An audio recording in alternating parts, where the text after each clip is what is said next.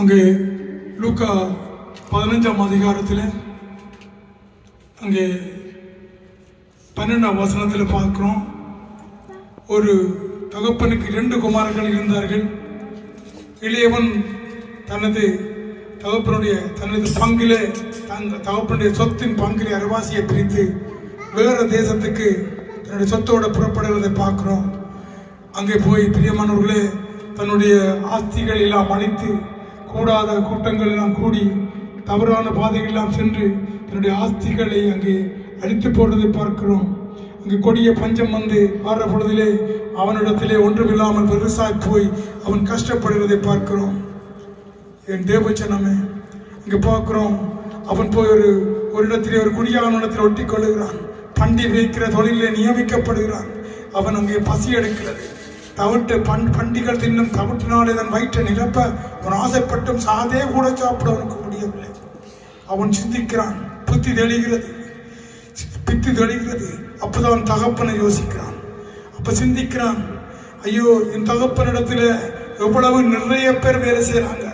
அவள் நிறைய பேருக்கு அவர் சம்பளம் கொடுக்கிறார், நிறைய பேருக்கு சாப்பாடு கொடுக்கிறார்.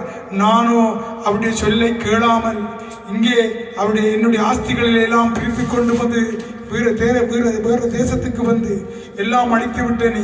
பன்றி தின்ற உணவு கூட எனக்கு கிடைக்கவில்லையே. நான் மனம் திரும்பி என் தகப்பனிடத்தில் போவோமா? அங்கே போய் நான் ஒரு வேலைக்காரனாக என்னை ஏற்றுக்கொள்ளும் என்று சொல்லுவோமா என்று சொல்லி நினைத்து அவன் திரும்பி தன் தேசத்துக்கு போவதை பார்க்கின்றோம். பிரியமானவர்களே, இந்த நாளில் ஆண்டவர் பேசுகிற வார்த்தை, அங்கே அவன் போகிற பொழுதில் தகப்பன் ஓடி வருகிறார். என் மகன் வருகிறான் என்று.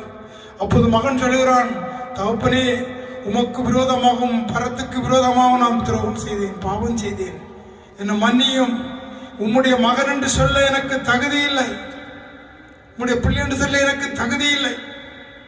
என்னை ஒரு வேலைக்காரனாக நீ ஏற்றுக்கொள்ளும் என்று சொல்லி அதற்கு தகப்பன் அங்கு தன்னுடைய ஊழியக்காரரை கண்டெடுக்கிறார். நீங்கள் போய் உயர்ந்த வஸ்திரத்தை தரித்து இவனுக்கு கொளுத்த எந்தங்களை அடித்து பந்திகளை ஆயத்தப்படுத்துங்கள் என்று சொல்லி, ஏனென்றால் அவன் மரித்தான் உயிர்த்தான் என்று சொல்லி மரித்து போன வாழ்க்கைகளை உயிர்ப்பிக்கிறவர் ஆண்டவர். ஒருதனை நாங்கள் அவன் கெட்டவனாய் போனாலும் அவனை சீர்படுத்தி எடுப்பார் என் தேவனாகிய கர்த்தர். உலக ஐஸ்வர்யத்தை அளித்தாலும் அவன் தன் உணர்ந்து அவன் கடவுள் பக்கம் திரும்பும் பொழுது ஆண்டவர் ஆசீர்வதிப்பாராக.